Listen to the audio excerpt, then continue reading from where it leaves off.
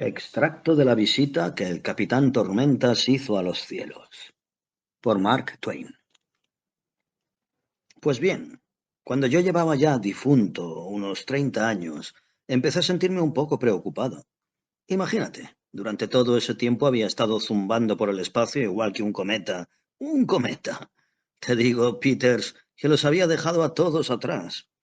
Como comprenderás, ninguno de ellos seguía mi camino de forma constante, porque viajan trazando una larga órbita en forma de lazo, mientras yo marchaba en una línea tan derecha como un dardo en dirección al más allá. Pero de cuando en cuando me encontraba con alguno que seguía mi rumbo durante cosa de una hora, y entonces corríamos un rato juntos. Por lo general la carrera no era equilibrada, porque yo pasaba por su lado como si estuviese quieto. Un cometa ordinario no corre mucho más de 200.000 millas por minuto. Cuando me topaba con uno, por ejemplo con el de Encke o el de Halley, no era aquello sino un puro llamear y desvanecerse, como comprenderás. No se le podía llamar de verdad una carrera. Era algo así como si el cometa fuese un tren de mercancías y yo un despacho telegráfico. Pero después de salir de nuestro sistema astronómico, alguna vez distinguí las luces de alguno que era una cosa seria. Nosotros no tenemos cometas de esa clase. Con los nuestros no tengo ni para empezar. Una noche que iba cruzando el espacio a un paso muy vivo y con todas las velas desplegadas y el viento a mi favor, por mis cálculos llevaba una velocidad de 1 millón de millas por minuto, quizá más, en ningún caso menos, divisé uno de magnitud extraordinaria, a unos 3 puntos de mi amura de estribor. A juzgar por las luces de su popa, su rumbo era entre nordeste y noroeste. Como era tan semejante al que yo llevaba, no quise perder la oportunidad. Me desvié un grado, afirmé el timón y me fui por él. Qué zumbido producí y cómo volaba por los aires la pelusa eléctrica. Antes de 1 minuto y medio me hallaba yo envuelto en un nimbo eléctrico que llameaba a mi alrededor por millas y millas e iluminaba el espacio como el día. El cometa brillaba a lo lejos, con luz amoratada, igual que una antorcha mortecina, cuando lo avisté por primera vez, pero a medida que me abalanzaba sobre él se iba haciendo más y más voluminoso. Con tal rapidez me deslizaba en su dirección que cuando llevaba 150 millones de millas estuve a punto de verme engullido por los resplandores fosforescentes de su cola y quedé deslumbrado sin poder distinguir nada. Me dije que nada ganaba chocando con él y me desvié siguiendo adelante en mi carrera. Al rato me puse a la par de su cola. ¿Sabes qué impresión producía aquello? Parecía un mosquito abalanzándose sobre el continente americano. Avancé más despacio. Llevaba ya costeándolo algo más de 150 millones de millas y entonces me di cuenta, por la configuración del cometa, de que no había alcanzado ni siquiera su cintura. Te digo, Peters, que aquí abajo no sabemos una palabra de cometas. Si quieres ver cometas de verdad, tienes que salir fuera de nuestro sistema solar, donde hay espacio suficiente para ellos, como comprenderás. Amigo mío, allá por aquellas regiones, he visto cometas que no podrían siquiera colocarse dentro de las órbitas de los más grandes y nobles de aquí, sin que les colgase la cola fuera de ellas. Seguí avanzando con estrépito otros 150 millones de millas y me puse a la altura de lo que podríamos llamar su hombro. Te aseguro que estaba pasando un buen rato, pero en ese momento vi al oficial de puente que se acercaba a un costado y me enfocaba con sus binoculares. En el acto le oí gritar: ¡Ah, de abajo! ¡Metedle velocidad! ¡Metedle velocidad! ¡Lanzad un centenar de millones de billones de toneladas de lastre de azufre! ¡Sí, señor! ¡Tocad el silbato a la guardia de estribor! ¡Todo el mundo a cubierta! ¡Sí, señor! Enviad 200.000 millones de hombres a lo alto para largar los sobrejuanetes y los sobrepericos. ¡Sí, señor! Largad la rastrera y el ala, desplegad hasta el último palmo de vela que tengáis, echadle lona desde la proa hasta el gobernalle. ¡Sí, señor! En cosa de un segundo empecé a comprender que había despertado a un competidor bastante amenazador, Peters. En menos de 10 minutos aquel cometa se convirtió en una nube ardiente de tela al rojo vivo. Llegaba a su arboladura hasta perderse de vista en el firmamento. Aquel viejo artilugio parecía hincharse y ocupar todo el espacio y el humo de azufre de los hornos. Bueno, no hay nadie capaz de describir cómo avanzaba y lo invadía todo, y nadie sería capaz ni de lejos de describir el olor que despedía. Tampoco podría nadie contar cómo la monstruosa nave avanzaba con gran estrépito. ¡Y qué barullo de gentes! miles de silbatos desgarrando el aire a la vez, y una tripulación tan numerosa como los habitantes de 100.000 mundos, como el nuestro, blasfemando a un tiempo. Te digo que hasta entonces no había escuchado cosa igual. Avanzábamos a la par, rugiendo y retumbando ambos a todo lo que daba de sí nuestra energía, porque yo no había encontrado hasta entonces un cometa que pudiera sacarme ventaja, y ello me obligaba a ganarle la carrera o a liarme a tortazos con algo. Me pareció que yo tenía cierta fama en el espacio y me preparé a mantenerla. Me fijé en que ahora no aceleraba tanto como antes, y a pesar de todo iba ganándole terreno. A bordo del cometa la excitación era enorme. Más de 100 billones de pasajeros subieron en enjambre desde las bodegas y se precipitaron sobre las amuras de un lado y empezaron a hacer apuestas acerca de la carrera.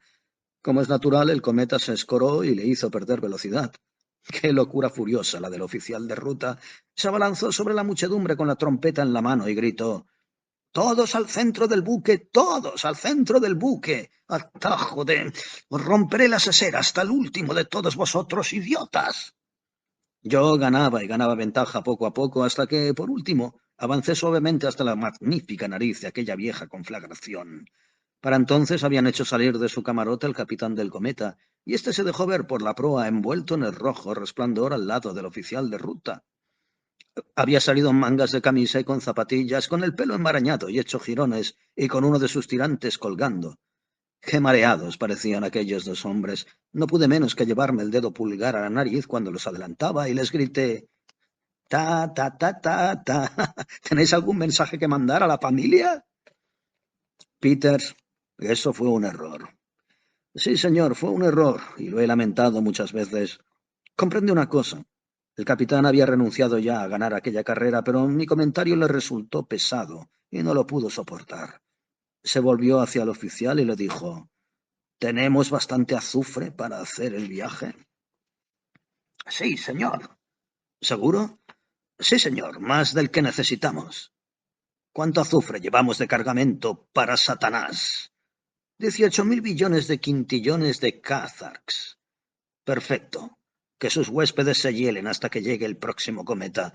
Aligerad el barco. Brío, muchachos, brío. Tirad por la borda todo el cargamento. Peters, mírame a los ojos y mantente sereno. Entonces me enteré de que un Kazark es el equivalente exacto al volumen de 169 mundos como el nuestro. Y todo eso lo tiraron por la borda. Cuando cayó, barrió una gran constelación de estrellas como si se tratara de unas pocas velas que uno apague de un soplo. En cuanto a la carrera, allí acabó todo. En el instante mismo en que el cometa se vio aligerado, pasó volando por mi lado, produciéndome la impresión de que yo tenía echada el ancla. El capitán se irguió a popa junto a los serviolas y se llevó el dedo pulgar a la nariz, gritándome: «Ta, ta, ta, ta, ta. Quizá tenga usted algún mensaje que enviar a sus amigos, los del trópico eterno». Entonces se ajustó el tirante que llevaba suelto y se lanzó hacia adelante. Antes de 3/4 de hora su embarcación había vuelto a ser una pálida antorcha lejana. Sí, Peters, fue un error aquel comentario. Nunca me arrepentiré bastante de él. Si me hubiese mantenido con la boca cerrada, habría podido derrotar al bravucón del firmamento. Pero me he salido un poco de la senda de mi relato. Voy a encauzarlo otra vez. Ya te habrás dado cuenta de la velocidad que yo llevaba, pues como iba diciendo, cuando había avanzado de esa manera cosa de 30 años, empecé a intranquilizarme. Sí, aquello era bastante grato. Eran muchas las cosas que se descubrían, pero resultaba muy solitario. Además, yo quería ir a algún lugar concreto. No me había lanzado al espacio con la idea de recorrerlo por siempre. En los comienzos el retraso me complacía porque creía que cuando llegase a mi destino terminaría en algún lugar agradable, pero después ya comencé a decirme que resultaba preferible que me dirigiese a... sí, a cualquier lugar, con tal de que acabase mi incertidumbre. Entonces, cierta noche, porque era siempre de noche, menos cuando pasaba cerca de alguna estrella que ocupaba todo el universo con su fuego y con su resplandor, momentos en los que había bastante luz, desde luego, pero que yo dejaba a mis espaldas en un par de minutos para zambullirme de nuevo en una semana de completa oscuridad. Las estrellas no están unas tan cerca de otras como parece. ¿Dónde iba yo? Ah, sí. Entonces, cierta noche navegaba por el espacio cuando descubrí una hilera tremendamente larga de luces parpadeantes allá en el horizonte delante de mí. A medida que me fui acercando, empezaron a adquirir altura y volumen, y producían la impresión de ser potentísimos hornos. Yo pensé para mis adentros, por San Jorge, que al fin llego, y que donde llego es al infierno, como me temía. Entonces me desmayé. Ignoro cuánto tiempo. Permanecí inconsciente, pero debió de ser un buen rato, porque cuando volví en mí había desaparecido por completo la oscuridad y la sustituía la más deliciosa luz del sol y la atmósfera más fragante y balsámica. Y qué mundo más maravilloso se extendía delante de mí, qué país más resplandeciente, bello y encantador. Aquellas cosas que había tomado por hornos eran puertas de entrada, de millas de altura, hechas de resplandecientes piedras preciosas, y servían para cerrar la brecha de un muro de oro macizo, cuya altura no era posible ver, así como tampoco su longitud, ni en una ni en otra dirección. Fui enderezado en una línea recta hacia una de aquellas puertas y me dirigí a ella tan rápido como hacia una casa en llamas, y vi que el firmamento estaba oscurecido por millones de personas que también se dirigían hacia allí. Qué estrépito rugiente el que levantaban al abalanzarse por los aires. También el suelo estaba cubierto de personas como un hormiguero. Juzgaría que había billones. Toqué tierra. Me dejé llevar entre una nube de gente hacia una de las puertas y cuando me llegó el turno, un oficial me dijo con toda naturalidad: «Vamos, rápido, ¿de dónde viene usted?» «De San Francisco», le contesté. «¿San Fran qué?», preguntó. «San Francisco». El hombre se rascó la cabeza, pareció desconcertado y siguió: «¿Es algún planeta?» «Por San Jorge, Peters, imagínatelo». «¿Un planeta?», dije yo. «Es una ciudad, y además una de las ciudades más grandes, más distinguidas y...» «Bueno, bueno», exclamó. «Aquí no tenemos tiempo para la conversación. Aquí no tratamos con ciudades. ¿Quiere usted decirme de dónde viene, así en términos generales?» «Perdón», me disculpé. «Inscríbame como de California». Otra vez lo cogí desprevenido. Peters se quedó intrigado un instante y luego me dijo con brusquedad e irritación: «No conozco semejante planeta. ¿Se trata de una constelación?» «Válgame Dios», le contesté. «¿Constelación, dice usted? No, es un estado». «Caballero, aquí no tratamos con estados. ¿Quiere usted decirme de dónde viene, así en términos generales, en un sentido amplio? ¿Me comprende?» «Ya caigo», dije yo. Pues bien, vengo de América, de Estados Unidos de América». «¿Creerás, Peters, que otra vez lo descoloqué? Y si no fue así, es que yo soy un memo». Mostró una cara tan impasible e inexpresiva como un blanco de tiro después de una competición entre milicianos. Se volvió hacia un subalterno y le preguntó: «¿Dónde está América? ¿Qué es América?» El subalterno contestó en el acto diciendo: «No existe un orbe semejante». «¿Un orbe, ha dicho usted?», contesté. «¿Pero de qué está usted hablando, jovencito? No es un orbe, es una nación, un continente. Colón lo descubrió. Vamos, habréis oído hablar de Colón, por lo menos». «América, sí, señor, América». «Silencio», ordenó el oficial. «De una vez por todas, ¿de dónde procede usted?» «Pues bien», dije yo, «no sé ya qué decir a menos que agrande las cosas y diga que procedo del mundo». «Esto ya va tomando forma», respondió él animándose. «¿De qué mundo?» Esta vez Peters fue a mí a quien cogió desprevenido. Lo miré intrigado y él a mí fastidiado. De pronto rompió a gritar: «¡Vamos, vamos! ¿De qué mundo?» Le contesté: «¿De qué mundo va a ser? Pues del mundo». «Del mundo», exclamó. «Pero, hombre, hay billones de mundos. Que pase otro». Eso quería decir que me hiciese a un lado. Obedecí y ocupó en mi lugar un hombre de color azul celeste con 7 cabezas y una sola pierna que se colocó allí de un salto. Yo di un paseo. Pensé que hasta entonces las miríadas de personas a las que había visto llegar en tropa a aquella puerta eran iguales a esa criatura. Fui de un lado a otro con la esperanza de tropezar con algún conocido, pero en aquel momento se les habían agotado las existencias. Medité, pues, otra vez de cabo a rabo en el asunto, y por último volví a presentarme muy manso y dando la impresión de ser, por así decirlo, bastante ceporro. «¿Y bien?», preguntó el oficial. «Verá, señor», dije muy humilde, «es que no logro poner en claro cuál es el mundo del que yo procedo, pero usted quizá lo deduzca por lo siguiente. Es el único al que redimió nuestro Salvador». Al oír aquel nombre, dejó caer su cabeza. Después me contestó con cariño: «Los mundos que él salvó son tan numerosos como las puertas del cielo.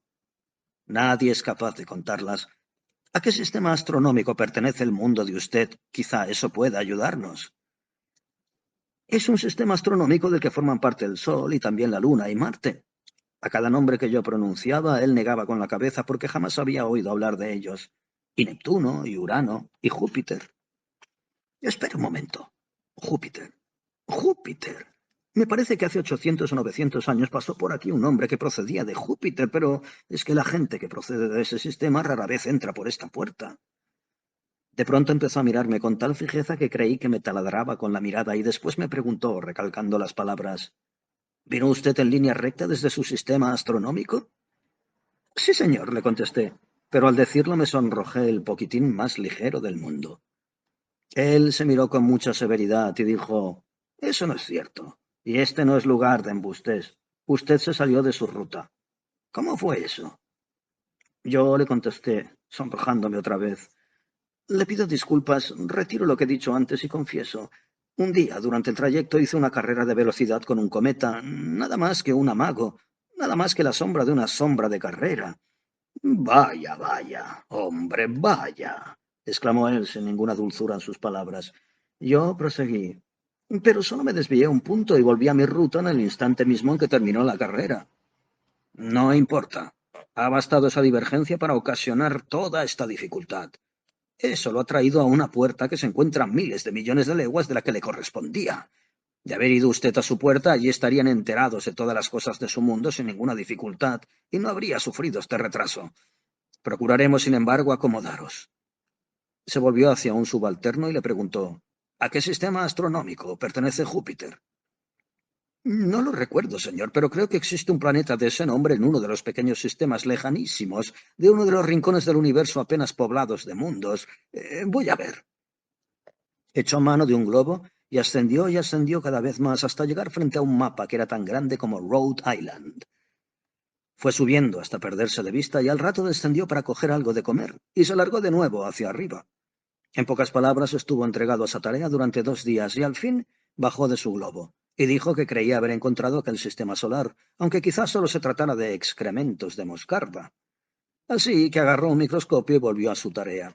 Resultó mejor de lo que él temía. Desde luego había sacado de la oscuridad a nuestro sistema.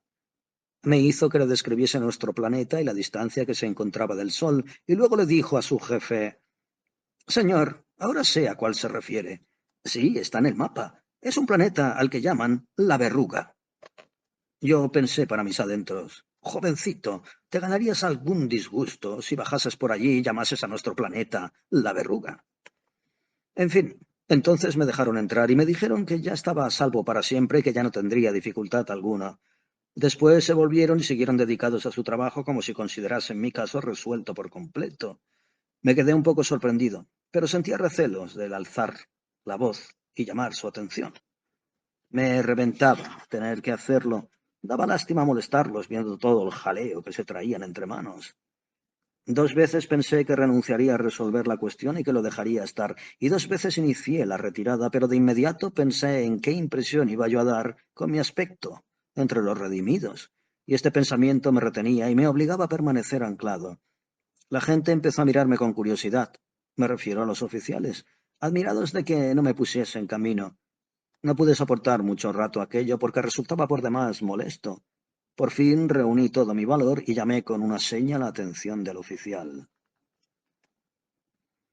«¿Pero cómo? ¿Usted aquí todavía?», preguntó. Yo le dije en voz baja y muy confidencial, formando tornavoz con mis manos junto a su oído, «Perdón, señor, no tome a mal que se lo recuerde y que parezca un entrometido, pero ¿no se ha olvidado usted de algo?». Él me escudriñó un momento y dijo, «¿Que si me he olvidado de algo? Que yo sepa, no». «Piénselo usted», le pedí. Él meditó y luego me aseguró, «Pues no, creo no haberme olvidado de nada. ¿De qué se trata?». «Míreme usted», le dije, «míreme bien de arriba abajo». Así lo hizo. «¿Y bien?», me preguntó. «¿No observa usted nada en mí?», le pregunté. «Si yo voy y me mezclo entre los elegidos con esta pinta, ¿no llamaré mucho la atención? ¿No destacaré demasiado?». «Pues la verdad», respondió, «que yo no le veo nada de particular. ¿Qué es lo que le falta?». ¿Faltarme? Pues me falta mi arpa, mi guirnalda, mi aureola, mi libro de himnos y mi rama de palma. Es decir, que me falta todo lo que, como es natural, le es preciso aquí a un hombre, amigo mío. Perplejo, Peters, En mi vida he visto a un hombre tan perplejo como aquel. Por último, dijo, está visto que por donde quiera que a usted se le tome resulta una curiosidad. Nunca había oído yo hablar de esas cosas hasta ahora. Me lo quedé mirando un rato con un asombro imponente y le dije, bueno, espero que no lo tome a mal, porque no lo digo con mala intención, pero de verdad, para llevar en el reino todo el tiempo que yo creo que usted lleva, se diría que conoce usted poquísimo las costumbres. ¿Costumbres? Preguntó. Amigo mío, el cielo es un lugar muy vasto. Los grandes imperios poseen una gran variedad de costumbres. La tienen hasta los dominios pequeños, como sin duda lo sabe usted por lo que ha visto en pequeña escala en la verruga. ¿Cómo puede usted imaginarse que yo vaya nunca a enterarme de las variedades costumbres de los infinitos reinos celestiales? Solo con pensarlo ya me duele la cabeza. Conozco las más corrientes en aquellas partes sabiendas por quien está destinado a entrar por mi puerta. Y tenga en cuenta que ya es mucho saber para un solo individuo que haya logrado atiborrarme la cabeza con esos conocimientos en los 37 millones de años que llevo consagrados noche y día a semejante estudio.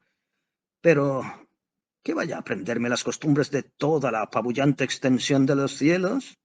¿Qué cosas tan disparatadas dice usted, hombre? Bueno, no dudo que esa extraña costumbre de la que usted habla esté de moda en el distrito celestial al que usted pertenece. Pero en esta parte no llamará usted la atención con esas cosas. En vista de ello me tranquilicé. Le dije adiós y me marché de allí. Estuve durante todo el día paseando en dirección al extremo más alejado del inmenso vestíbulo de aquellas oficinas, esperando llegar de un momento a otro al paraíso, pero estaba en un error. Aquel vestíbulo estaba construido de acuerdo con el plan general de los cielos, y como es lógico, no podía ser más pequeño de lo que era. Me sentí al fin tan rendido que ya no pude avanzar más, por lo que me acomodé para descansar. Luego empecé a acercarme a gente desconocida y de la clase más rara para pedirles información, pero sin ningún éxito. Ellos no conocían mi idioma, ni yo conocía el suyo. Me sentí terriblemente solo. Estaba tan abatido y tan lleno de nostalgia que lamenté lo menos un centenar de veces haber muerto. Por supuesto, volví hacia atrás. A eso del mediodía del día siguiente, alcancé por fin mi punto de partida y de nuevo me asomé a la oficina de inscripciones y le dije al oficial, empiezo a comprender que si uno quiere ser feliz necesita estar en su propio cielo. Eso es por completo correcto, me contestó. ¿Acaso se imagina usted que les conviene el mismo cielo a toda clase de hombres? Pues la verdad, sí que tenía esa creencia, pero ahora veo lo tonta que era. ¿Qué camino de seguir para llegar hasta mi destino? Llamó al subalterno que había examinado el mapa y éste me dio unas indicaciones generales. Le di las gracias y ya me retiraba cuando él me detuvo. Espere usted un momento. Ese distrito está a millones de leguas de aquí. Salga usted fuera y colóquese encima de aquella alfombra roja del deseo. Cierre usted los ojos, contenga la respiración y formule la orden de encontrarse allí. Le quedo muy agradecido, dije. ¿Por qué no me dirigió usted hacia allí en cuanto llegue? Aquí tenemos muchísimas cosas en que pensar. A usted es a quien se le debió ocurrir y quien debió preguntármelo. Adiós. Quizá ya no lo veremos a usted por esta región en 1000 siglos o cosas así. Pues en ese caso, hasta la vista. Me despedí. Salté encima de la alfombra, contuve el aliento, cerré los ojos y manifesté el deseo de trasladarme a la oficina de inscripción de mi propio distrito. En aquel mismo instante, una voz que yo conocía cantó con toda naturalidad. Veamos. Una arpa, un libro de himnos, un par de halos y una aureola del tamaño 13 para el capitán Eli Tormentas de San Francisco y extendedle un certificado de patente de salud y luego dejadlo pasar. Abrí los ojos y me encontré que quien hablaba era nada menos que Pi Ute, el indio, al que yo había tratado en Tulare County. Un hombre excelente. Recuerdo que asistí a su funeral en el que quemaron su cadáver y los demás indios se tiznaron las caras con sus cenizas y ulularon como gatos monteses. Se alegró muchísimo de verme y también comprenderás que yo me alegré de verlo a él. Todo aquello me daba la impresión de que por fin me encontraba en mi verdadero cielo. Hasta donde alcanza la vista, se veía una legión de dependientes que corrían y se afanaban ataviando a millares de yanquis y de mexicanos, de ingleses y de árabes, y de toda clase de pueblos con sus nuevos uniformes. Cuando me dieron el mío y me puse la aureola, me eché un vistazo delante del espejo. Habría sido capaz de tan grande como fue mi felicidad, de pegar un salto por encima de una casa. Esto ya tiene otro color, exclamé, y puesto que ya estoy arreglado, muéstrame una nube. Antes de 15 minutos iba camino de un banco de nubes y conmigo marchaban algo así como 1 millón de personas. La mayoría de nosotros intentábamos alzar el vuelo, pero algunos se quedaron inválidos y nadie pudo hacerlo del todo bien. En consecuencia, nos dijimos que, por el momento, y mientras no hubiésemos practicado con nuestras alas, lo mejor era ir a pie. Nos cruzamos con un gran gentío que estaba de vuelta. Algunos llevaban sus arpas, pero nada más. Otros solo sus libros de himnos. Algunos no llevaban nada en absoluto, y todos venían muy mansos y con señales de hallarse a disgusto. Un joven, al que solo le había quedado la aureola y que la llevaba en la mano, me la ofreció de pronto diciéndome: ¿Querría usted aguantármelo 1 minuto? Y acto seguido desapareció entre la multitud. Seguí mi camino. Una mujer me pidió que le guardase la rama de palma y en el acto desapareció. Una chica joven me comprometió a aguantarle el arpa y vive Dios que también desapareció. Y así unos y otros hasta que ya no podía cargar más. Entonces se me acercó un anciano sonriente y me pidió que le sostuviera sus cosas. Yo me sequé el sudor y le dije con bastante aspereza: Amigo mío, no tengo más remedio que pedirle que me disculpe, pero no soy una percha. Por entonces empecé a tropezar con montones de esos trastos tirados en el camino. Dejé caer con disimulo la carga extra que llevaba junto con todos ellos. Miré a mi alrededor y, Peters, todo el mundo que me seguía estaba tan cargado como yo un momento antes. La multitud que regresaba les había pedido por favor también a ellos que guardasen sus cosas durante 1 minuto. Hicieron lo mismo que yo, tiraron la carga y seguimos adelante. Cuando me vi encaramado en una nube, en compañía de 1 millón de personas, me sentí satisfecho como jamás lo había estado en mi vida. Me dije: ahora sí que ocurre todo según nos prometieron. Tenía mis dudas, pero ahora estoy bien seguro de que me encuentro en el cielo. Hice ondear un par de veces mi rama de palma en prueba de júbilo, y acto seguido tensé las cuerdas de mi arpa y me puse a tocar. No puedes imaginarte, Peters, el barullo que armamos. Era una cosa digna de escucharse y nos provocaba escalofríos de arriba a abajo. Pero eran tantas las canciones entonadas al mismo tiempo que aquello hacía imposible la armonía, como ya comprenderás. Además, teníamos cerca a un grupo de tribus de indios que armaron un griterío de guerra que quitaron a la música toda ligazón. Al rato dejé de tocar dispuesto a tomarme un descanso. Sentado junto a mí había un anciano muy amable y simpático, y me fijé en que él no intervenía.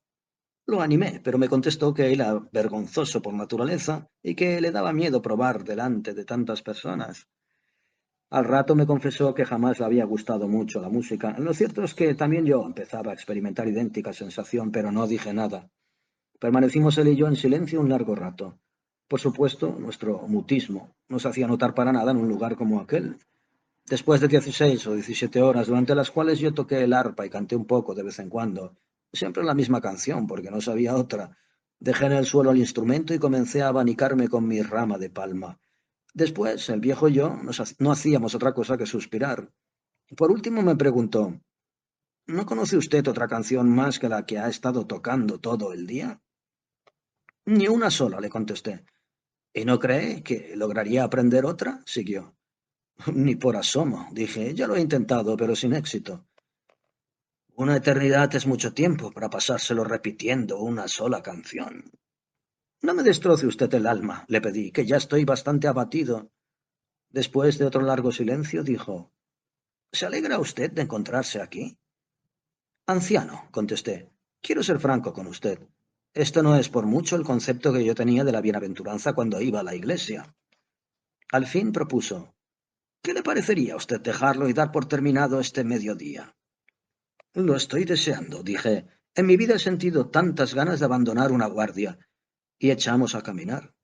Nos cruzamos con millones de personas que se dirigían hacia el banco de nubes felices y osaneando, y otros tantos lo abandonaban con caras muy compungidas, te lo aseguro yo. Nos acercamos a los recién llegados y no tardé en pedirles que me guardasen un momento mis cosas, y me quedé por fin otra vez como un hombre libre y poseído por una felicidad insultante. En esa situación me topé con el viejo Sam Bartlett, que llevaba muerto mucho tiempo, y me detuve para charlar con él y le requerí así: veamos, ¿va a durar esto por siempre jamás? ¿No hay nada que podamos cambiar? Él me contestó: le voy a poner en un periquete al corriente de la situación, amigo. La gente toma el lenguaje figurado de la Biblia y sus alegorías de una manera literal, y lo primero que piden cuando entran al cielo es una aureola y un arpa, etcétera. Aquí no se niega nada a quien pida, si es cosa razonable y no dañina, y si se hace con buena intención. Por eso se los adorna con todos esos atavíos sin decirles una palabra. Entonces ellos se marchan, cantan y juegan más o menos durante un día, y ya no se les vuelve a ver el pelo por el coro. No necesitan que nadie les diga que esas cosas no podrían constituir un cielo, o por lo menos el cielo que un hombre cuerdo pudiese soportar más de unas semanas en volverse loco. Aquel banco de nubes está colocado allí donde el barullo que se arma no pueda molestar a los habitantes más antiguos. De modo pues que nada se pierde con dejar que todos suban a él y se curen de sus ideas en cuanto lleguen. Recuerde esto. El cielo es todo lo encantador y lleno de felicidad que se puede imaginar, pero es también el sitio de mayor actividad del que haya podido oír. Aquí no hay nadie ocioso después del primer día. Lo de cantar himnos y agitar palmas durante toda la eternidad resulta muy bonito para el púlpito, pero nadie sería capaz de imaginar una manera más lamentable de pasar un tiempo precioso. ¿No cree usted que con ello tendríamos un cielo de ignorantes cantarines? Lo del descanso eterno suena con agrado cuando lo dicen desde el altar. Pues bien, pruébelo por una vez y ya verá lo que le pesa el tiempo. La verdad, tormentas. Un hombre como usted, que durante toda su vida fue activo y emprendedor, se volvería loco en 6 meses en un lugar donde no tuviese nada que hacer. El cielo es el último sitio para venir a buscar descanso.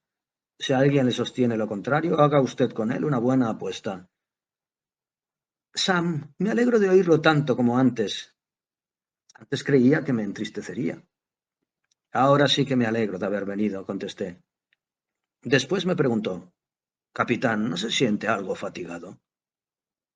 No ese es el verdadero calificativo. Estoy que me caigo. Claro, claro. Se ha ganado usted un buen sueño y lo tendrá.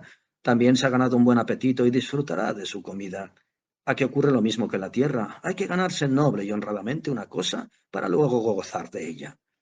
Lo que no se puede hacer es gozarla primero y ganarla después, pero hay una diferencia. Usted puede elegir la ocupación que le agrade y todos los poderes del cielo se conjugarán para ayudarle a que tenga éxito, con tal que usted ponga de su parte todo cuanto pueda. El que fue zapatero en la tierra, teniendo alma de poeta, no se verá aquí obligado a fabricar zapatos. Todo eso es razonable y justo, observé. Que haya trabajo abundante con tal que sea del que uno anda buscando. No más dolor, no más sufrimiento. Alto ahí. Aquí abunda el dolor, pero no mata. Y abunda el sufrimiento, pero no dura.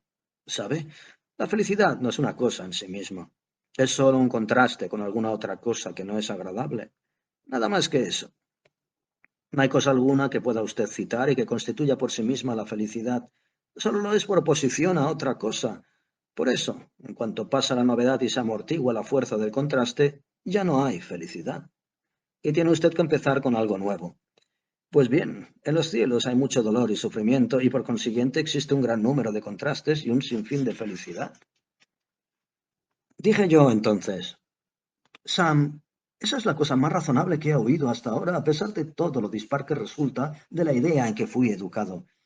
Es tanta la diferencia como la que existe entre una princesa viva y su propia figura en cera. Durante los primeros meses revoloteé por el reino, tramando amistades y contemplando el país, hasta que me asenté en una región muy bonita para tomarme un descanso antes de iniciar otro viaje. Seguí haciendo amistades y recogiendo información. Charlé mucho con un ángel viejo y calvo que se llamaba Sandy McWilliams. Era de algún lugar de New Jersey. Paseé con él mucho tiempo. En las tardes calurosas solíamos tendernos a la sombra de una roca en un terreno de prados que estaba situado a bastante altura y lejos de los marjales de su granja de arándanos. Allí charlábamos acerca de mil cosas y fumábamos en nuestras pipas. Un día le pregunté, ¿qué edad tiene usted, Sandy? 72. Me lo parecía. ¿Cuánto tiempo lleva en el cielo? 27 años la próxima Navidad. ¿Cuántos tenía usted cuando llegó aquí? ¿Cuántos iba a tener? 72, por supuesto. No hablará en serio. ¿Y por qué no? Porque si entonces tenía usted 72, ahora tiene usted, como es natural, 99. Pues no los tengo. Mi edad es la misma que cuando llegué. Sí, le dije yo. Bien mirado, esto me hace pensar en una cosa que quiero preguntarle. Allá abajo tenía la idea de que en el cielo seríamos todos siempre jóvenes, alegres y ágiles. Desde luego, usted puede ser joven si quiere serlo. No tiene que hacer otra cosa que desearlo. Pues entonces, ¿por qué no lo deseó usted? Lo desee, como todos. También usted es probable que lo pruebe algún día, pero muy pronto se cansará de ese cambio. ¿Por qué? Yo se lo diré. Usted fue siempre hombre de mar. ¿No intentó cambiar esa profesión por otra? Sí, intenté llevar una tienda de comestibles en una ocasión, allá en las minas, pero no lo aguanté. Era demasiado monótono, sin emoción, sin tormentas, sin vida, en una palabra. Aquello resultaba como estar mitad vivo y mitad muerto, ambas cosas a un tiempo. Yo quería estar de una forma o de la otra. No tardé en cerrar la tienda y marcharme a mi mar. Precisamente lo que yo le digo. A los tenderos de ultramarinos les gusta su oficio, pero usted no pudo. No estaba acostumbrado a ello. Pues bien, yo no estaba acostumbrado a ser joven y no hubo modo de que me tomase ningún interés en serlo. Yo era fuerte, bien parecido, con el pelo rizado. Sí, y también unas alas, alegres como las de una mariposa. Acudía a las excursiones de placer, a los bailes y a las reuniones con amigos, y procuraba tratar con las muchachas y charlar sobre insustancialidades. Pero fue inútil. No logré aficionarme. La verdad es que me resultó una cosa terriblemente aburrida. Lo que a mí me gustaba era acostarme y levantarme temprano y tener algo que hacer. Y una vez terminado mi trabajo me complacía sentarme con tranquilidad, fumar y pensar, y no correr de aquí para allá con un grupo de jovenzuelos alocados. No puede usted imaginarse lo que sufrí mientras fui joven. ¿Y lo fue usted mucho tiempo? 2 semanas tan solo. Con ello tuve bastante. Válgame Dios, y qué soledad la mía. Comprenda usted que yo tenía todo el conocimiento y la experiencia de los 72 años. El más profundo de aquellos muchachos tocaba temas que para mí eran el ABC, y oírlos discutir, válgame Dios, si no hubiese sido tan lamentable, habría resultado divertido. Tal era mi anhelo de volver a las maneras y a la conversación tranquila que yo estaba acostumbrado, que intenté frecuentar el tracto de los ancianos, pero éstos no me admitieron. Me miraban como a un joven retoño engreído y me volvían la espalda. Con 2 semanas tuve más que suficiente. Me alegré mucho de volver a recobrar mi cabeza calva, mi pipa y mis viejas meditaciones, adormilado a la sombra de una roca o de un árbol.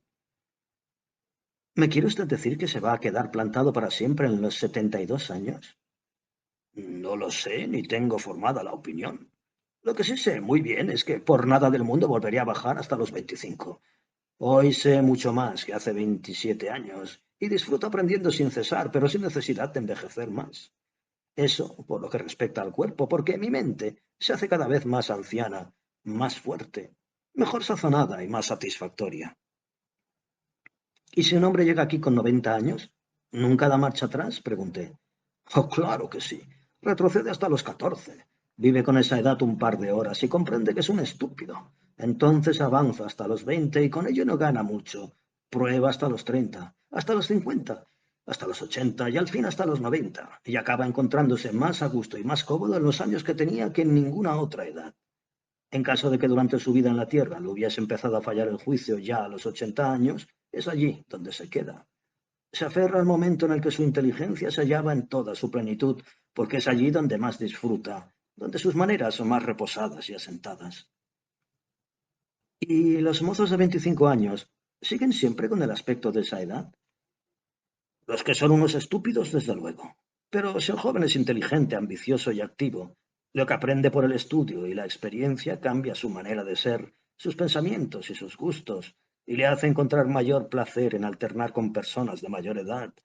Entonces deja que su cuerpo tome la apariencia de los años que necesita para sentirse cómodo y no desentonar entre esa clase de personas.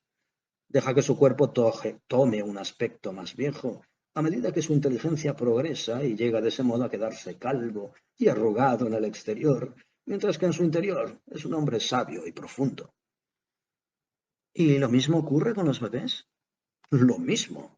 Válgame Dios, y qué asnos éramos en la tierra acerca de estas cosas. Afirmábamos que en el cielo seríamos siempre jóvenes, pero no decíamos con exactitud los años que tendríamos. Quizá no se nos ocurría pensar en ello. Es decir, que por lo menos no todos pensábamos lo mismo. Cuando tenía 7 años me imaginaba que en el cielo tendríamos todos 12. Cuando tenía 12, supongo que pensaría que en el cielo tendríamos todos 18 o 20. Cuando tenía 40 empecé a ir para atrás. Recuerdo que esperaba que en el cielo tuviésemos todos 30. Ni el hombre ni el muchacho piensan nunca que la edad que tienen es la mejor. Siempre son unos años más o unos años menos, y de esa edad ideal hacen la de todos los que están en el cielo. Y esperan que el mundo se aposente en esa edad, permanezca sin moverse y la disfrute. Pues vaya una idea de vida eterna, sí. Vaya una idea, la de un cielo compuesto solo de cachorrillos de 7 años que juegan al aro y a las canicas, de mozalbetes de 19, torpes, recelosos, sentimentales e inmaduros, o de personas vigorosas de 30, de inteligencia equilibrada, ardientes de ambición, pero encadenadas de manos y pies a esa edad y a sus limitaciones como galeotes a su galera. Piensa en el aburrimiento y la monotonía de una sociedad compuesta de personas con los mismos años, aspecto, costumbres, gustos y sentimientos. Piensa en lo superior a ello, que sería la Tierra con su variedad de tipos, caras y edades, y del vivificador roce de los mil intereses que entran en choque agradable dentro de una sociedad tan revuelta. A ver, le dije yo, ¿sabe usted lo que está haciendo? ¿Y qué estoy haciendo? Está presentando el cielo bastante agradable por una parte, pero por la otra lo está echando a perder. ¿Qué quiere usted decir con eso? Verá usted, empecé. Ponga el caso de una madre joven que perdió a su hijo y que... Cállese, exclamó. Observe. Era una mujer de mediana edad y cabellos entrecanosos. Caminaba despacio con la cabeza inclinada y con las alas colgándole lacias y sin vida. Qué fatigada parecía y cómo lloraba la pobrecita. Cruzó por delante de nosotros mirando al suelo, con lágrimas corriendo por su cara y no nos vio. Entonces Sandy dijo en voz baja y amable, impregnada de compasión. Va detrás de su hija. Mejor dicho, creo que la encontró, pero ¿cómo ha cambiado? Aunque han transcurrido 27 años desde que la vi, la he identificado al instante. Era entonces una madre joven de unos 22 o 24 años o por ahí, lozana, encantadora y dulce como una flor. Todo su corazón y toda su alma estaban envueltos en el pensamiento de su hija de 2 años. Esa niña murió. Y entonces la madre se volvió loca de dolor, loca. Pues bien, su único consuelo era que volvería a encontrar a su hija en el cielo, para no separarse más, según ella decía, y siguió repitiendo un año tras otro, para no separarse más. Con esa frase era feliz, sí, feliz. Esas palabras eran su alegría. Hace 27 años, cuando yo estaba agonizando, me pidió que me preocupase antes que nada de encontrar a su hija y de decirle que ella vendría pronto, pronto, muy pronto, porque así lo esperaba y creía. Pero Sandy, eso es lamentable. Él no dijo nada por unos instantes, pero permaneció sentado mirando al suelo y pensando. Después me dijo, como dolorido, y vino, por fin. ¿Y qué ocurrió? Prosiga. Tormentas. Quizá no haya encontrado a su niña, pero yo creo que sí. Eso me parece. He visto casos. Comprenda usted que esa mujer llevaba a su hija en el pensamiento tal y como era cuando la mecía en sus brazos como a una cosita regordeta, pero la criatura no se conformó aquí con seguir en esa edad. No, porque se decidió a crecer y así lo hizo. Durante estos 27 años adquirió todos los profundos conocimientos científicos que se pueden adquirir y en todo ese tiempo no ha hecho otra cosa que estudiar y estudiar, aprender más y más sin que le importe un ardite nada que no sea solo el estudio y hablar de problemas gigantescos con personas que son como ella. ¿Y qué ha ocurrido? Tormentas, ¿no lo vio usted? Su madre entiende de arándanos, de cómo cuidarlos, seleccionarlos, empaquetarlos y venderlos, y no sabe una condenada palabra más. Ella y su hija no pueden hacerse más compañía que la de una tortuga del pantano y un ave del paraíso. La pobrecita venía buscando un bebé al que acunar y creo que ha sufrido un desengaño. ¿Y qué harán, Sandy? ¿Serán infelices para siempre en el cielo? No. Acabarán por reunirse y adaptarse poco a poco la una a la otra. Pero esto no ocurrirá este año ni el que viene. Mis alas me venían dando mucha guerra. Al día siguiente del que participé en el coro me lancé 2 veces a volar, pero no tuve suerte. En la primera recorrí unas 30 yardas y le hice un estropicio a un irlandés y lo derribé. Caímos los dos, de hecho. Después choqué con un obispo y, por supuesto, se vino abajo. Intercambiamos unos improperios y me tuve por muy poca cosa, viendo que había ido a tropezar con un personaje tan anciano y serio como aquel, en presencia de 1 millón de desconocidos que estaban mirando y sonriendo para sus adentros. Comprendí que no le había tomado la mano al mecanismo de dirección y que por eso no podía decidir nunca dónde iría a parar una vez en el aire. Durante el resto del día anduve a pie dejando descansar mis alas. A la mañana siguiente, muy temprano, me encaminé a un lugar retirado para realizar algunos ejercicios prácticos. Me encaramé a un peñasco muy alto. Empecé bien y fui trazando giros hacia abajo, apuntando hacia un bosque bajo que había unas 300 yardas de distancia. Pero no conté, por lo visto, con el viento que soplaba a unos 2 puntos de la popa de mi manga. Vi que marchaba muy a sotavento del bosquecillo y entonces moví con lentitud mi ala de estribor y agité con energía la de babor, pero la cosa no resultó. Observé que me escoraba barlovento, por lo que dejé de aletear y me posé en tierra. Volví a la roca y realicé otra tentativa. Apunté 2 o 3 grados a estribor del bosquecillo. Sí, quizá más. Casi lo bastante como para volar a contraviento. No me salió mal la cosa, pero pasé un mal rato. Pude apreciar con toda claridad que volando así las alas eran un impedimento. Aprendí que se podía volar muy cerca de la dirección del viento, pero nunca en línea recta contra él. Determiné que, si quería ir de visita a cualquier distancia de mi casa con viento de frente, tendría que esperar un cambio durante quizá días enteros. Y también que semejantes artefactos no servían para nada durante las tormentas. Si te daba por volar en la línea misma del viento, te hacías un lío, porque no había modo de acortar vela, es decir, de rizar. Allí solo cabía recoger por completo el trapo, aplastar las plumas contra los costados, y claro, eso equivalía a caer a tierra. Es cierto que podrías situarte de cara al viento, era la mejor maniobra, pero con ella cargabas con una tarea dura de pelar. Cualquier otra táctica daría contigo en tierra, sin duda. Creo que fue un par de semanas después cuando dejé al viejo Sandy McWilliams una nota, fue un martes, pidiéndole que viniese al día siguiente a comer conmigo, su maná y sus perdices. Lo primero que hizo cuando entró en mi casa fue guiñarme el ojo con picardía y decirme: ¿Qué ha hecho usted con sus alas, capitán? Comprendí en el acto que la pregunta encerraba una burla, aunque yo no sabía dónde, pero lo disimulé y me limité a decir: las mandé a la lavandería. En efecto, me dijo con cierta sequedad, van mucho a la colada cuando no llevan demasiado tiempo aquí. Lo he visto muchas veces. Los ángeles novicios son exageradamente pulcros. ¿Y cuándo espera que se las traigan? Pasado mañana, contesté. Me guiñó un ojo y sonrió. Dije al fin: Sandy, dígamelo. Venga, entre amigos no debe haber secretos. Ya me he fijado en que usted no lleva alas y que son muchos los que tampoco. He hecho el idiota, ¿verdad? Algo así, pero no se pierde nada. Todos hacemos lo mismo al principio. Es que allá en la Tierra llegábamos a conclusiones estúpidas por completo sobre cómo se vivía aquí.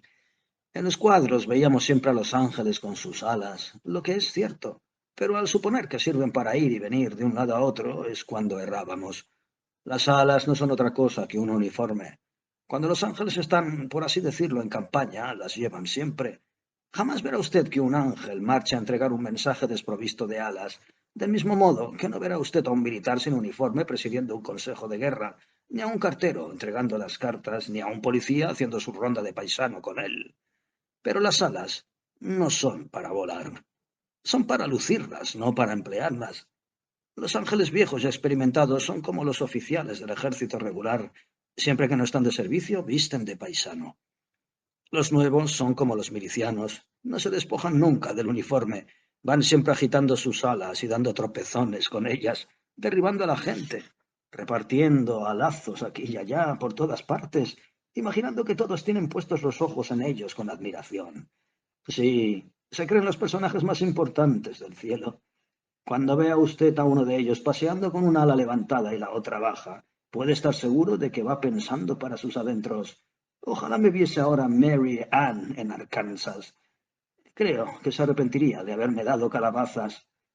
Pues bien, las alas son para lucirlas y nada más que para eso, y no hay más. Sandy, creo que usted tiene toda la razón, le dije. No tiene más que verlo por sí mismo, me contestó. Usted no fue formado para llevar alas, ni lo fue hombre alguno. ¿Ha visto el montón de años que tardó en llegar aquí desde la Tierra, a pesar de que vino usted zumbando como no zumbó jamás una bala de cañón? Imagínese que hubiera tenido que hacer ese viaje dándole a las alas. ¿No es cierto que se habría acabado la eternidad antes de que hubiese llegado? Desde luego que sí, pues los ángeles tienen que ir todos los días a la tierra, millones de ángeles, para parecerse a los niños y a las personas buenas que se mueren, porque es el meollo de su misión. Se presentan con sus alas, desde luego, porque están en servicio oficial y porque los moribundos no se darían cuenta de que son ángeles si los vieran sin ellas. ¿Pero cree usted que las utilizan para volar? La razón nos dice que no. Se les habrían estropeado antes de llegar a mitad de camino. Hasta la pelusa habrían perdido y el armazón quedaría tan pelado como los palos de una cometa antes de pegar el papel. Las distancias aquí en el cielo son billones de veces más grandes y los ángeles tienen que recorrerlas todos los días. ¿Podrían hacerlo si no tuvieran otra cosa que sus alas? De ninguna manera. Las llevan como ornamento, pero se trasladan a cualquier lugar en un instante solo con querer.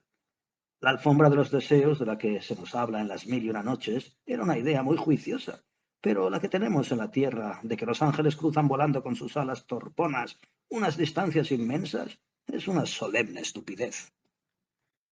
Nuestros santos jóvenes de ambos sexos las llevan siempre puestas de un rojo llameante, azules y verdes, doradas, jaspeadas, con los colores del arco iris, con círculos y franjas, y nadie lo censura. Es conveniente a la edad que tienen. Las alas son hermosas y sirven para que destaquen los jóvenes. Desde luego son la parte más llamativa y encantadora de su atavío. La aureola no tiene ni punto de comparación. Bueno, dije entonces, la verdad es que yo he guardado las mías en el armario y allí pienso dejarlas hasta que no se pueda cambiar por el barro. Sí, o hasta que haya una recepción. ¿Qué es eso? Esta noche puede usted ver una si lo desea. Se hará una recepción para un tabernero de Jersey City.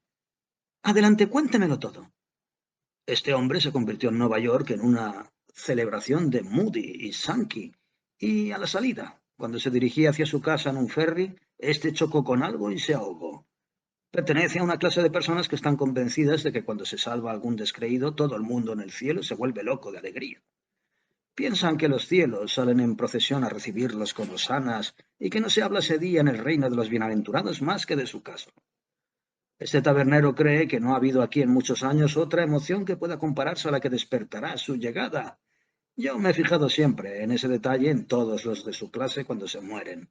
No solo esperan que todos los habitantes del cielo salgan a recibirlos, sino que esperan ser recibidos con una procesión de antorchas.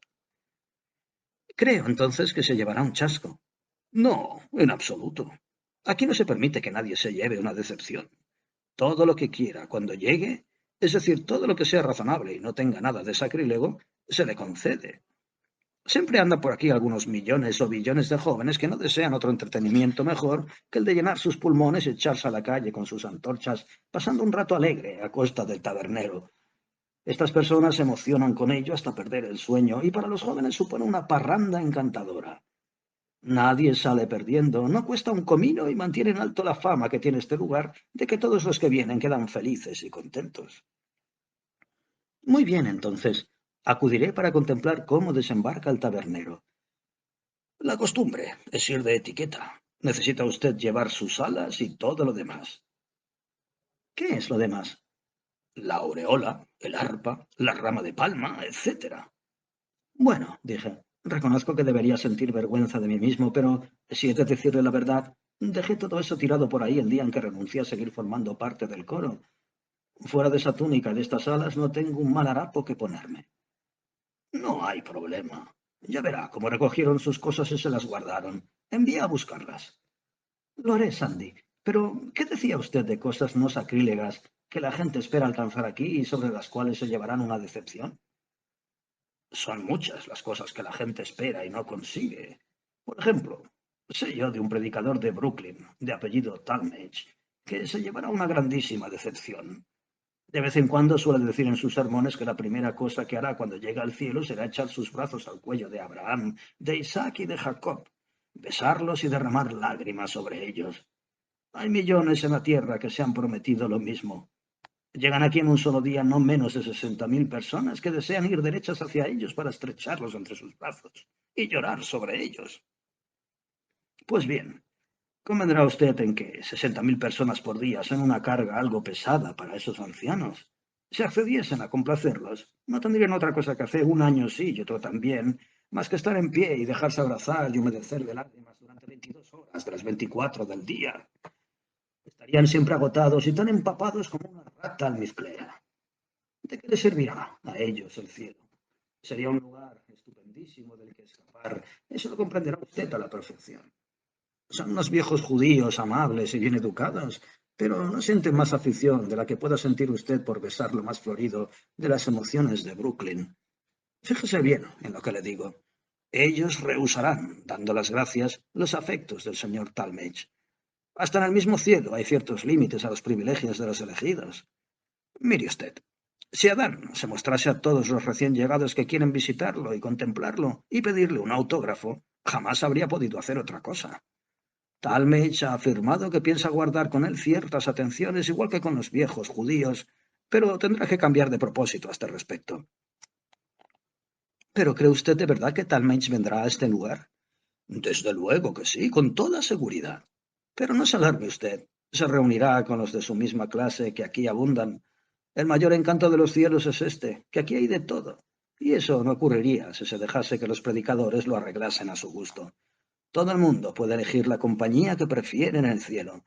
De los demás se aparta, y ellos se apartan de él. Al ponerse Dios a levantar un cielo, tenía que hacerlo bien y con un espíritu generoso. Sandy envió a buscar sus cosas a su casa y yo hice lo propio con las mías, y a eso de las 9 de la noche empezamos a vestirnos. Dijo, Tormentas, va usted a pasar un rato magnífico porque quizás salgan a la calle algunos de los patriarcas. ¿Cree usted que sí? Puede que sí o que no. Por supuesto, son personas que no se prodigan. Muy pocas veces se exhiben al público. Creo que no salen si no se trata de un converso de última hora. Si por ellos fuera, tampoco lo harían entonces, pero la tradición terrenal considera necesaria una gran ceremonia en esa ocasión. ¿Pero entonces se exhiben todos ante el público, Sandy? ¿Quién? ¿Todos los patriarcas? Oh, no. Rara vez salen más de dos. Para cuando consiga usted haber visto a todos los patriarcas y profetas, llevará aquí 50.000 años, quizá más. Desde que me encuentro aquí, Job se ha exhibido una sola vez, y Cam y Jeremías otra, y los dos al mismo tiempo, pero lo más distinguido que yo haya presenciado ocurrió hace un año, más o menos. Fue en la recepción que se hizo a Charles Peace, aquel al que llaman el asesino de Bannercross, que era inglés. En esa ocasión comparecieron en la gran tribuna 4 patriarcas y 2 profetas. No se había visto cosa igual desde la llegada del capitán Kidd. Entonces, y por primera vez en 1200 años, se presentó Abel y corrió la voz de que también acudiría a Adán. Desde luego, bastaba con Abel para que se reuniera una gran multitud, sin otro nombre que el suyo. Pero la mayor atracción es Adán. Fue una noticia falsa, pero se extendió por todas partes, y tendrá que pasar mucho tiempo para que yo vea una cosa parecida. La recepción se celebró como es natural en el distrito inglés, que está a 811 millones de millas de la frontera de New Jersey. Acudí con muchos, con vecinos míos, y le aseguro a usted que fue un espectáculo digno de verse. La gente iba en tropel, donde todos los distritos. Vi allí esquimales, tártaros, negros, chinos, multitudes de todas partes. Usted habrá visto una mezcolanza como esa en el gran coro el primer día de su llegada, pero con dificultad volverá a verla. Se presentaron billones de personas y cuando cantaban o entonaban hosanas, el estruendo resultaba asombroso, y hasta cuando permanecían callados el aleteo de sus alas era como para hacer que estallase la cabeza, porque todo el firmamento estaba tan tupido de alas como si lloviesen ángeles. Aunque Adán no compareció, la fiesta fue magnífica, porque en la gran plataforma teníamos a 3 arcángeles, y son muy pocas las veces en que se deja ver uno solo de ellos. ¿Qué aspecto tenían, Sandy? Verá usted. Tenían rostros brillantes, túnicas resplandecientes y alas de asombroso arco iris. Su estatura, cuando estaban erguidos, era de 18 pies y portaban espadas. Mantenían sus cabezas muy tiesas, con una expresión magnífica, y relumbraban con su aspecto de guerreros. ¿Lucían aureolas? No, o por lo menos no de metal. Los arcángeles y los patriarcas más distinguidos llevan un artículo más elegante. Consiste en una aureola redonda, sólida y esplendorosa, de oro, que ciega a quien la mira. Con seguridad habrá usted visto muchas veces en la tierra la pintura de algún patriarca con ese artilugio. ¿Lo recuerda? Pues en comparación, eso da la impresión de que tienen metida la cabeza en un lavaplatos de metal. No le proporciona a usted ni con mucho una idea exacta de esta aureola. Es mucho más bella y brillante. ¿Habló usted con esos arcángeles y patriarcas, Sandy? ¿Quién? ¿Yo?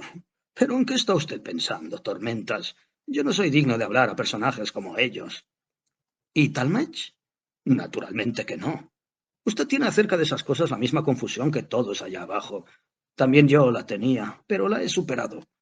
Allá hablan de un rey celestial y están en lo justo, pero acto seguido se ponen a divagar como si el cielo fuese una república y todo el mundo se hallase en absoluta igualdad con todos los demás, y todos gozaran del privilegio de echar los brazos al cuello a cuantos se cruzan en su camino y a saludar a los elegidos, desde los más hasta los más bajos, como un amigo, ¿cómo andamos? ¡Qué confusión y qué absurdo! ¿Cómo va usted a tener una república allí donde hay un rey? ¿Cómo va usted a tener ni un asomo de república donde la cabeza del gobierno es absoluta, conserva el cargo para siempre, carece de parlamento y de consejo y que se entrometa en sus asuntos, donde no se vota a nadie, donde no se elija a nadie, donde nadie en todo el universo tiene voz en las decisiones, donde a nadie se le pide que se inmiscuya en los propósitos del mando y donde a nadie se le permite hacer semejante cosa? Linda república, en verdad. Si eso difiere algo de la idea que yo tenía, sí, pero creí que se me permitiría ir y venir con libertad y relacionarme de alguna manera con los grandes aristócratas. No digo yo que para beber de sus manos, pero sí por lo menos para intercambiar un apretón de manos y pasar un buen rato. Dígame usted, ¿sería posible que Tom, Dick y Harry fuesen a visitar a los miembros del gabinete de Rusia con esa pretensión? O, por ejemplo, al príncipe Gorchakov. Supongo que no. Bueno, pues esto de aquí es Rusia, aunque un poco mejor. Aquí no hay por ninguna parte ni una sombra de república. Aquí hay jerarquía. Aquí hay virreyes, príncipes, gobernadores, subgobernadores, subgobernadores, subsubgobernadores y un centenar más de títulos de nobleza que van desde los grandes duques arcángeles, escalón por escalón, hasta que se llegue al nivel general donde no existe rango alguno. ¿Sabe usted lo que en la tierra es un príncipe de sangre? No. Pues un príncipe de sangre no pertenece exactamente a la familia real ni tampoco a la simple nobleza del reino. Es inferior al primer rango y superior al segundo. Esa es, más o menos, la posición en que aquí se encuentran los patriarcas y los profetas. Existe una aristocracia elevadísima, gente a la que uno es indigno de abrillantar las sandalias, y ellos a su vez no son dignos de lustrar las de los patriarcas y de los profetas. Esto le dará a usted una idea aproximada de la jerarquía, ¿no es así? ¿Empieza usted a comprender todo lo alta que está esa gente? Nada más que echar una ojeada de 2 minutos a uno de esos personajes es para nosotros cosa digna de recordarse y de contar durante 1000 años. Fíjese, capitán, nada más que en esto. Si Abraham hubiese de pasar por delante de esta puerta, se levantaría una barandilla alrededor de ese sendero y se cubriría con algo que lo resguardase, y las gentes acudirían en tropel hasta aquí desde todas las partes del cielo durante centenares y centenares de años para verlo. Abraham es uno de los personajes a quienes el señor Talmage de Brooklyn piensa abrazar, besar y llorar sobre su pecho cuando venga al cielo. Tendrá que esperar una buena cantidad de tiempo y si no, apuesto 5 contra 1 a que antes de que tenga una posibilidad de hacerlo, se le habrá secado la fuente de las lágrimas. Sandy, le dije, yo venía con la idea de que sería igual a todo el mundo en este lugar, pero me despido ya de esa idea. No importa aún, si sin eso me siento lo suficientemente feliz. Capitán, de ese modo su felicidad será superior a que si hiciese lo contrario. Estos viejos patriarcas y profetas le llevan a usted una ventaja inmensa. Ellos saben más en 2 minutos que usted en un año. ¿Se le ocurrió alguna vez aprovechar el tiempo en discutir con amabilidad acerca de los vientos, las corrientes y las variaciones de la brújula con un empresario de pompas fúnebres? Ya veo. ¿Dónde va usted a parar, Sandy? No tendría para mí ningún interés discutir con esa clase de individuos. En estas materias sería un ignorante absoluto y me aburriría a mí y yo a él. ¿Me ha comprendido usted? Pues bien, usted aburriría a los patriarcas cuando les hablase y cuando ellos le hablasen. Su tiro iría muy por encima de su cabeza. No tendría más remedio que decir, buenos días, eminentísimo señor, otra vez vendré a saludarlo, pero no volvería. ¿Se le ocurrió a usted alguna vez invitar al marmitón del barco a que subiese a su camarote a comer con usted? También ahora veo su punto, Sandy. No estaría acostumbrado al trato de personajes tan distinguidos como los patriarcas y profetas. Me sentiría avergonzado y acobardado en su compañía, y me alegraría muchísimo verme libre de ella. Sandy, ¿cuál de las dos jerarquías es más elevada, la de los patriarcas o la de los profetas? Oh, los profetas están por encima de los patriarcas. Hasta el más reciente de los primeros es un personaje de mayor categoría que el más antiguo de los últimos. Sí, señor. Adán mismo tiene que caminar detrás de Shakespeare. ¿Fue Shakespeare un profeta? Ah, por supuesto que sí. Y también lo fue Homero y muchos más. Pero Shakespeare, igual que todos ellos, tiene que caminar detrás de cierto sastre vulgar de Tennessee, de nombre Billings, y detrás de un veterinario llamado Saka, de Afganistán. Jeremías, Billings y Buda caminan a la par, el uno al lado del otro, inmediatamente después de una muchedumbre que procede de planetas ajenos a nuestro sistema astronómico. Después vienen una o dos docenas que proceden de Júpiter y de otros mundos. A continuación, Daniel, Saka y Confucio. Después, unos cuantos de otros sistemas exteriores al nuestro. Luego, Ezequiel, Mahoma, Zoroastro y un afilador de cuchillos del antiguo Egipto. Enseguida, una hilera larguísima. Y por último, ya hacia el final, Shakespeare, Homero y un zapatero apellidado Maré de los arrabales de Francia. Pero es que han dejado de veras pasar a Mahoma y a todos esos otros paganos. Sí, todos ellos tuvieron a su cargo una misión y todos ellos han recibido su recompensa. ¿Quién en la tierra no la recibe? Quien en la tierra no la recibe no debe preocuparse porque con toda seguridad la recibirá aquí. Pero ¿por qué relegar de ese modo a Shakespeare y ponerlo allá al final detrás de esos zapateros, veterinarios y afiladores de cuchillos que son una gente de la que nadie oyó hablar jamás? Ahí ve usted lo que es la justicia celestial. Ellos no fueron recompensados en la tierra de acuerdo con sus méritos, pero aquí alcanzaron el rango que les pertenece. El sastre Billings de Tennessee escribió poesía a cuya altura ni Homero ni Shakespeare soñaron en llegar, pero nadie quiso imprimirla, y nadie la leyó salvo sus vecinos, gente ignorante que se burló de ella. Siempre que en su aldea se celebraba una juerga de borrachos o un baile, lo arrastraban y lo coronaban con hojas de repollo y simulaban inclinarse ante él. Cierta noche en que estaba enfermo y casi muerto de hambre, lo sacaron de su casa e hicieron la ceremonia con las hojas y todo el mundo la acompañó formando cortejo entre alaridos y tamborileo de sartenes. Aquel hombre murió antes del amanecer. Jamás había tenido la esperanza de ir al cielo y mucho menos de que en su ascensión armasen un revuelo semejante, de modo que se quedó muy sorprendido ante la recepción que se le organizó. ¿Estaba usted allí, Sandy? No, válgame Dios. ¿Por qué? ¿Acaso lo ignoraba usted? Claro que no. Fue la comidilla de estos reinos, pero no durante un día, como en el caso del tabernero, sino ya desde 20 años antes de que aquel hombre falleciese. ¿Y cómo diablos no fue usted entonces? Pero qué manera de hablar la suya. ¿Cree usted que un hombre como yo tenía algo que hacer en la recepción de un profeta? Un miserable como yo tratando de interceder y colaborar en la recepción de un personaje de tan alto rango como Edward Billings. Se habrían reído de mí en 1.000.000 de millas a la redonda. Aún ahora se estarían burlando de mí. ¿Y quién fue entonces? Muy poca gente de la que usted y yo tendremos nunca oportunidad de contemplar, capitán. ¿Puede usted creerme que uno del vulgo no tiene la suerte de presenciar la recepción de un profeta? Se encontraba allí toda la aristocracia, todos los patriarcas y profetas, sin que faltase uno, y todos los arcángeles, todos los príncipes, gobernadores y virreyes, pero no la baja nobleza. De esta ni una sola persona. Pero tenga usted en cuenta que no me refiero solo a los grandes personajes de nuestro mundo, sino a los príncipes, patriarcas y demás de todos los que brillan en nuestro firmamento, y de billones más que pertenecen a sistemas y sistemas astronómicos fuera de aquel en que se encuentra nuestro Sol. Había allí algunos junto a los cuales los nuestros no tienen categoría ni por el rango, ni por lo ilustre, ni por nada. Unos procedían de Júpiter y de otros mundos cercanos al nuestro, pero los más célebres eran tres poetas, Sa, Bo y Sof, que venían de tres grandes planetas de tres sistemas distintos y muy remotos. Estos nombres son corrientes y familiares en todos los rincones y lugares del cielo, desde un extremo hasta el otro. En realidad, son tan conocidos como los 80 arcángeles supremos, mientras que nuestro Moisés y nuestro Adán no son famosos fuera del rinconcito de paraíso que corresponde a nuestro mundo, salvo por algún que otro hombre docto desparramado aquí y allá. Y aún esos pronuncian siempre mal sus nombres y confunden sus hazañas, y se limitan solo a localizarlos dentro de nuestro sistema solar, y creen que basta con eso, sin entrar en detalles tan pequeños como especificar el mundo del que proceden.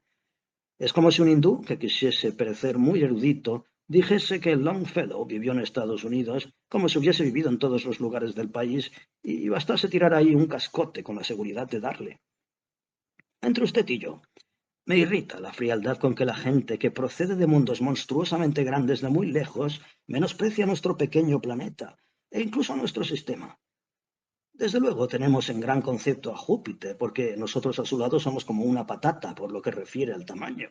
Pero existen en otros sistemas ciertos mundos respecto a los cuales Júpiter no representa ni lo que es una semilla de mostaza, como el planeta Gubra, por ejemplo, que no podría usted apretujar dentro de la órbita del cometa Halley sin que corriera peligro de saltar en pedazos. Algunos turistas de Gubra, quiero decir grupos que allí vivieron y murieron indígenas, vienen por aquí de vez en cuando y hacen preguntas acerca de nuestro mundo, y cuando se enteran de que es tan pequeño que un rayo de luz es capaz de darle la vuelta en un octavo de segundo, tienen que apoyarse en algo para carcajearse. Luego se insertan un cristal en el ojo y se ponen a examinarnos como si fuésemos alguna clase curiosa de sabandijas o algo por el estilo. Uno de ellos me preguntó cuánto duraba uno de nuestros días, y cuando le dije que en términos generales duraba 24 horas, me preguntó si la gente de nuestro mundo creía que valía la pena levantarse y lavarse la cara para semejante jornada. Así nos tratan esos antiguos habitantes de Gubra.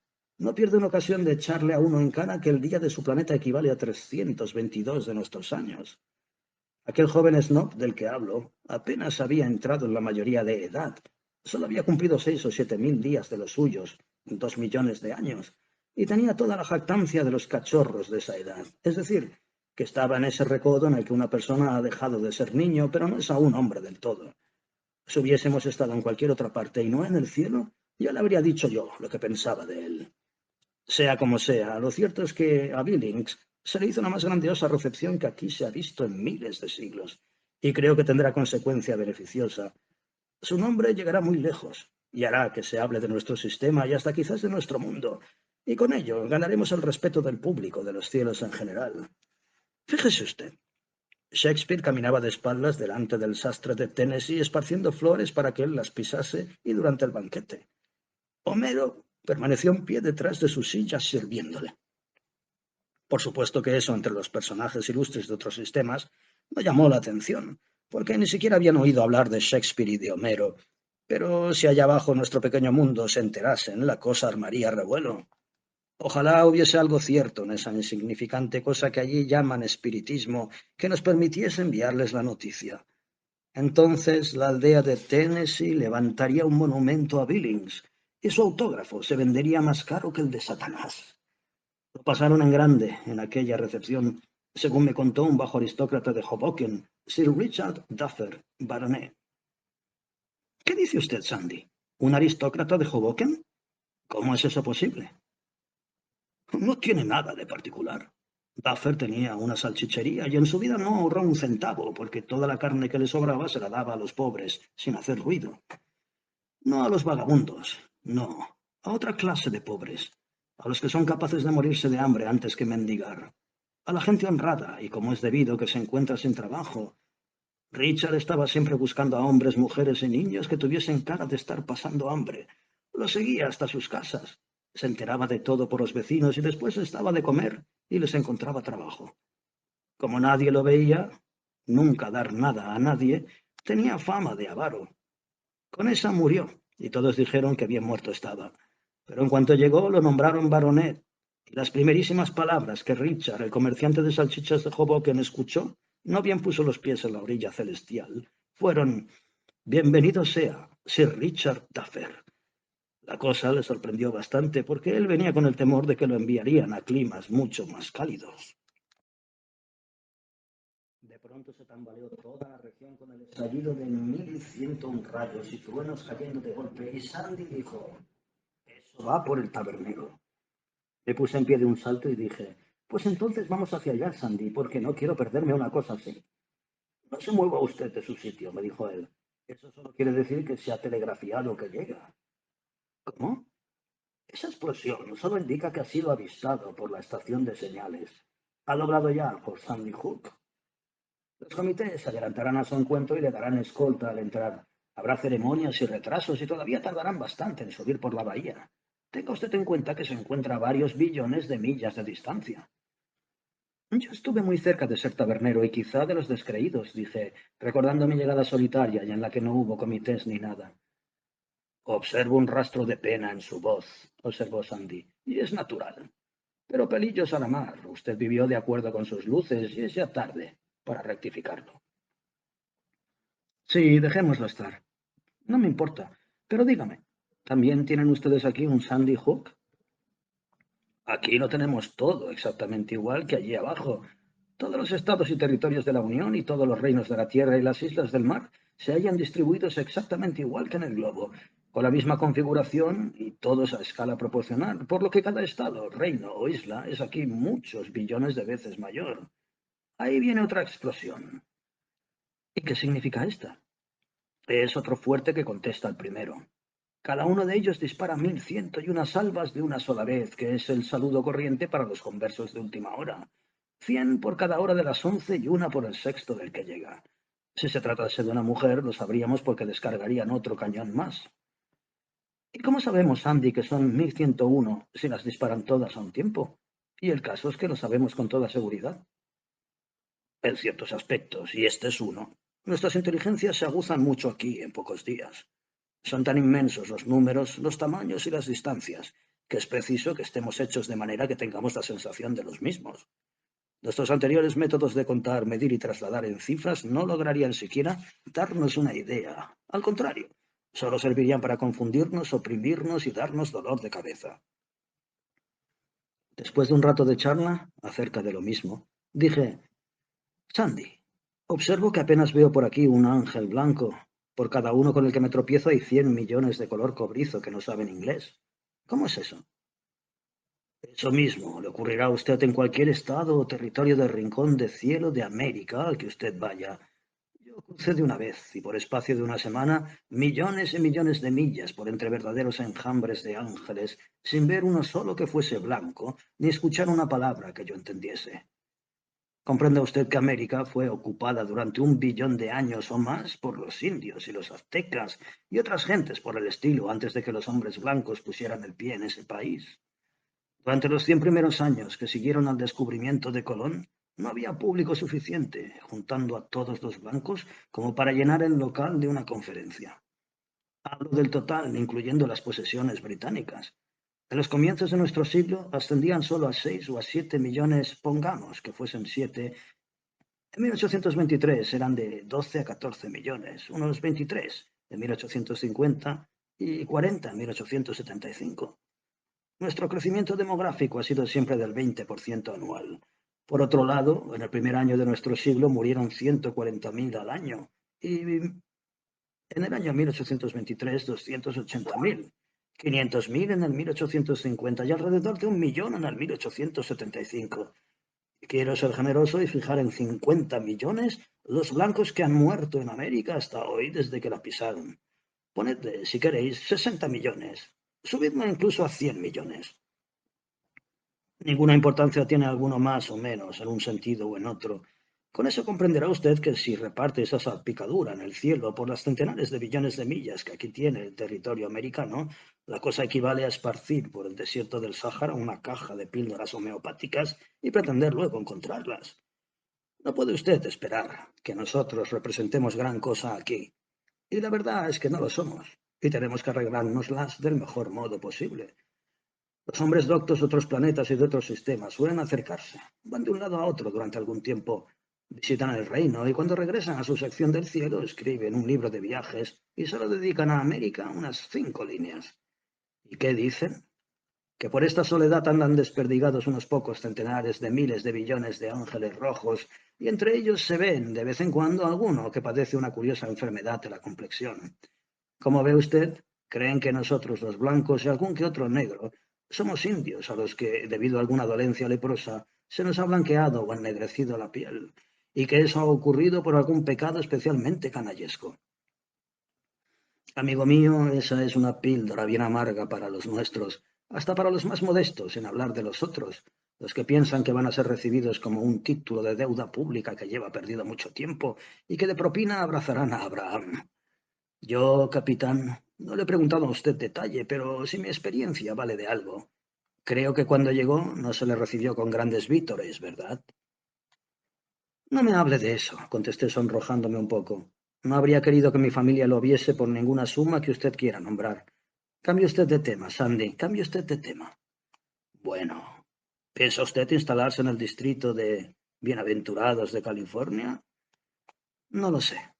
La verdad es que no pensaba en hacer nada definitivo en ese aspecto hasta que no venga la familia. Pensé curiosear por ahí, mientras tanto, con tranquilidad y tomar una resolución. Además, conozco un gran número de gente difunta y pretendía seguirles el rastro y tener con ellos algunas charlas acerca de los amigos de antaño y de todo un poco, y preguntarles si les complace esto, por lo que ellos han visto.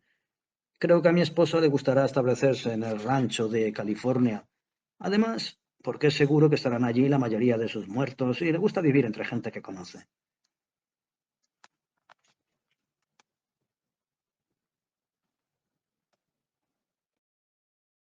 No se lo consienta usted. Ya ve lo que para los blancos es el Distrito Celestial de New Jersey, pues el de California es 1000 veces peor. Allá hay legiones de una clase ruin de ángeles de color del barro muy zoquetes, y el convencino blanco que tendrá usted más cerca estará a 1 millón de millas de distancia. Lo que más echa uno de menos en el cielo es la compañía, quiero decir la de su propia clase, color e idioma.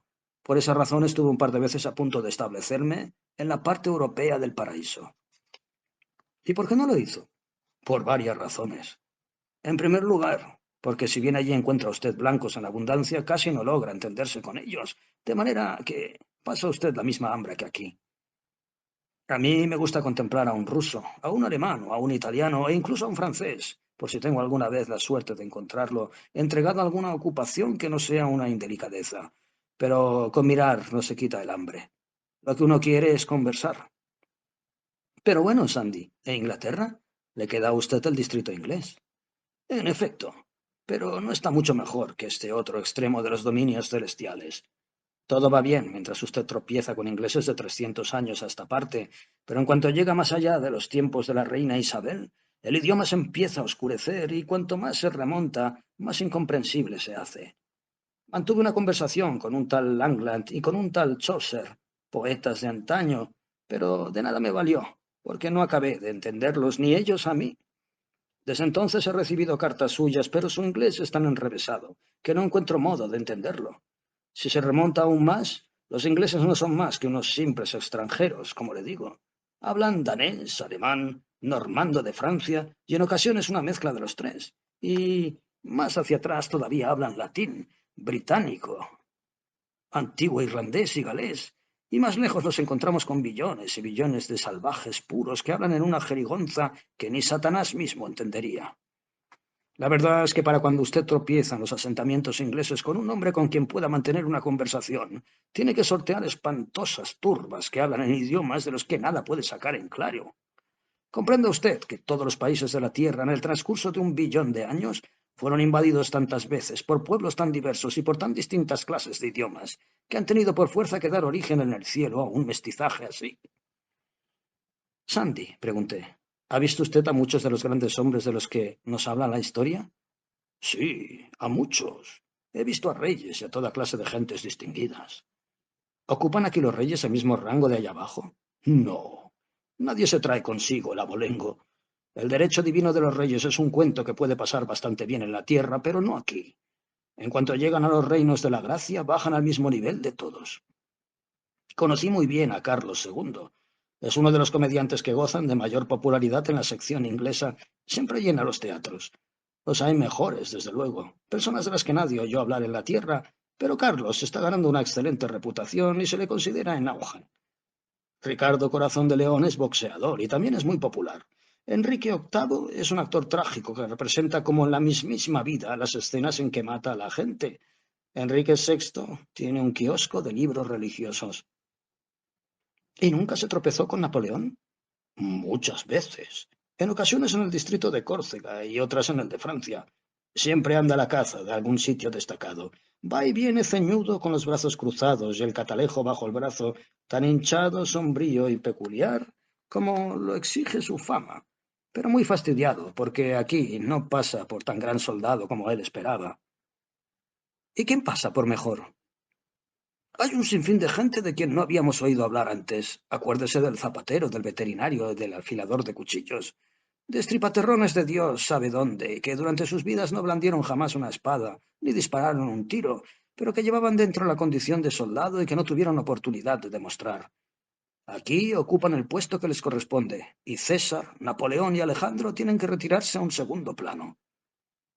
El mayor genio militar que jamás produjo nuestro mundo fue un albañil de algún lugar de Boston. Murió durante la Revolución, que se llamaba Absalom Jones. Donde quiera que va, acuden en tropel las multitudes para contemplarlo. Todos saben que si hubiese tenido la oportunidad habría demostrado al mundo unas cualidades de mando militar junto a las que todas las demás habrían parecido juegos de niños y trabajos de aprendices. Pero no la tuvo jamás.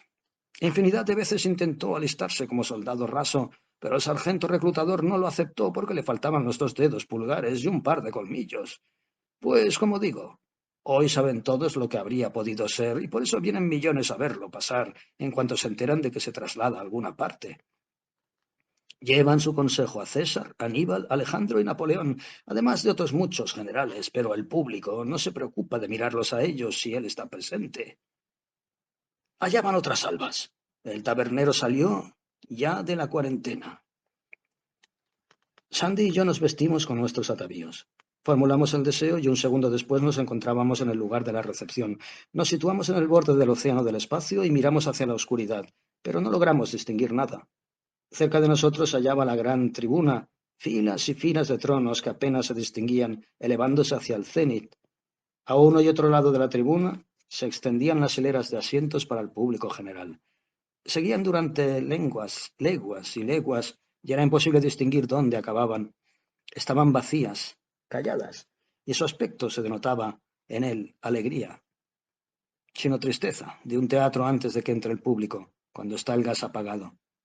Sandy dijo: nos sentaremos y esperaremos. No tardaremos en ver surgir a lo lejos la cabeza del cortejo. Yo observé. Sandy, esto está muy solitario. Por alguna parte tiene que haber alguna complicación. Usted y yo solos nos resultamos una gran exhibición para un tabernero. No se impaciente. Todo va bien. Sonará otra salva de cañonazos y ya verá usted entonces. Al poco rato distinguimos allá en el horizonte una especie de confuso trazo luminoso. La cabeza de la procesión de antorchas, dijo Sandy. Se fue ensanchando y su brillo y luminosidad fueron haciéndose cada vez mayores.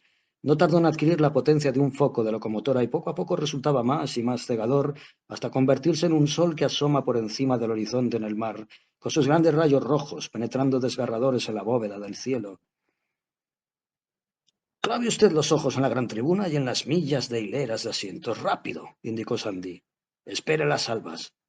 En ese mismo instante estallaron. ¡Bum! ¡Bum! ¡Bum! Igual que un millón de truenos en uno solo, haciendo estremecer los cielos.